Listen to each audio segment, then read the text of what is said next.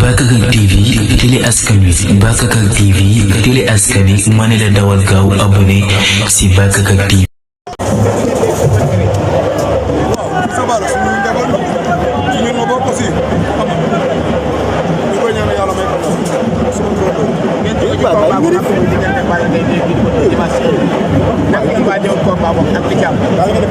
wàccaay boobu amul différence ak combat bi parce que ñoom ñaar ñoo doon entraînement lépp lu kii def ci moom la doon def. ñu gis combat bi ñu jël est-ce que xalaat nañu ne bu yàgg métti.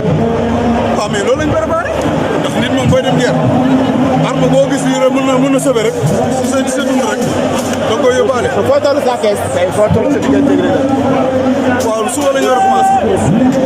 incha allah. ça va commencé góor góor. mais déplacé wu. waaw ñu ko combat gi dafa lañ taloon Balla Gaye. sama combat dafa sotti. yooyu nag am na muy doxee saa boo waxee mu jàppale maa mën maa bu doole maa dàq ko. yàlla ma jëfee noonu nag dara bañ koo jot loolu jour bi la 5. li ma jaaxal rek fan la ko teg ba tax mu ñeme la. boo waxam moom du ma ci tontu li ma leer rek laa mën a tontu ci rek. saa kees sa diggante ak Boy Niang. non aw ma sama diggante ak Boy Niang lan aw ma lu ma ci wax diggante ma Balla Gaye la du ma Boy Niang.